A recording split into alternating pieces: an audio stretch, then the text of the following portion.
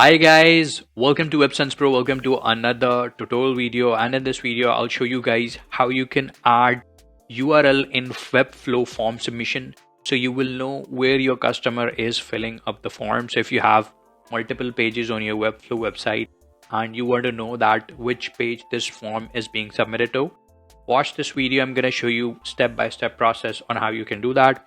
Before we jump into the video, make sure to subscribe the channel. I keep creating video related to Shopify, WordPress, and I've also recently started WebFlow. The reason why I'm creating this video is that our customer wanted to add this functionality. We basically mostly work with that customer on the WordPress project, but this was something where which comes out of the blue from our customer. So we wanted to fix that, and while we fix that, I thought, why not recording a video for that? So keep watching the video and make sure to subscribe. So guys, that's my form. That's my WebFlow form. And if I do a test submission, and now if I go to my email address, so that's how the form submissions looks like.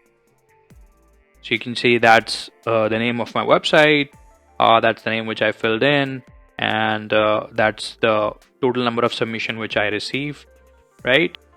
All of this detail, but it doesn't tell anywhere that which page this form is submitted from. So if you have this same form on multiple pages, you won't be able to understand that which page was being used when the client was filling up the form, right? In this tutorial, I'll show you how you can add an input field where it will show you the URL of that form, right? So let's get into it. And that's the editor of my WebFlow, right? And first, what we're going to do, we'll add the custom code field within our form. So click on this plus sign and then search for code. And here we have this code embed. Now I'm going to drag and drop this below my email address field, right? And now I'm going to open up my studio code where I have some code available for you guys. That's the line of code which we will need to add. I'm also going to show you this JS code which we will need to add also. So let's first add this one here, where we are just adding an input type field, which is a hidden field where it will automatically save the URL of that page, right? So I'm just going to copy that. And don't worry about the code. You will get all of the codes in the video description. There's a blog post link where you just have to copy and paste. You don't have to manually type in all of the code. Okay, so let's copy that. And now I'm going to paste that in my custom code of WebFlow. And then let's save and close. And now let's click on publish, then click on publish again. Now we will need to add this second piece of code, which is the JS code.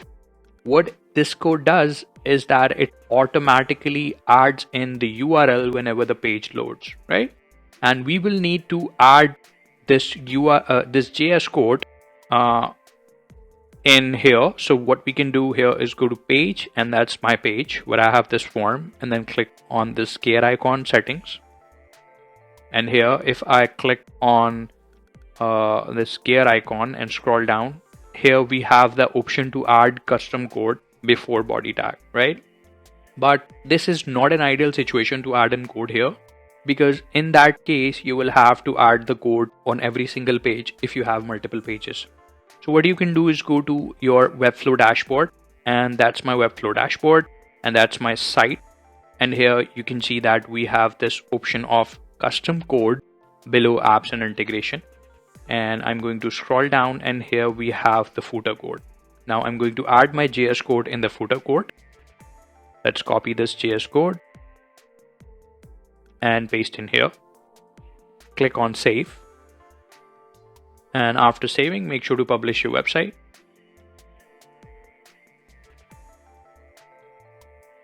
Okay, our website is published.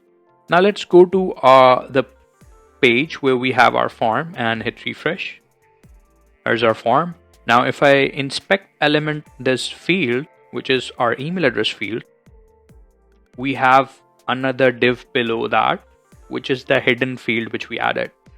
Now if I open that, here you can see that we have this input type hidden field which has the value of this URL which we have here.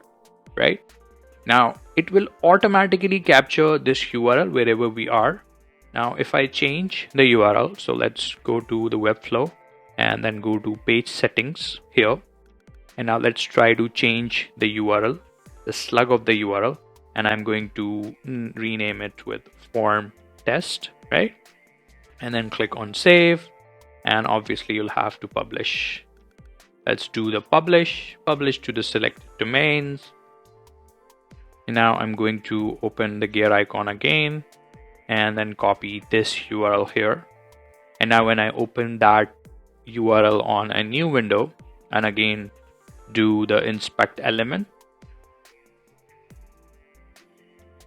and go to this hidden field div, now you can see that it automatically updated the URL, right? Now let's do a test submission to see if it works.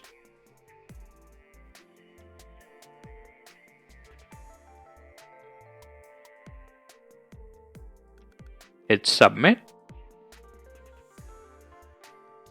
Okay, now let's go to the email address which we have, and let's wait for the email to show up.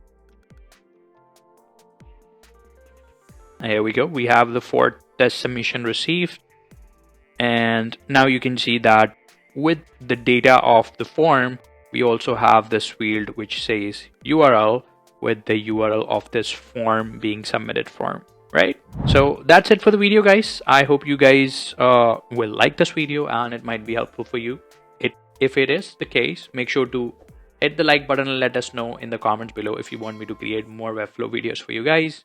Until next video, have a great day.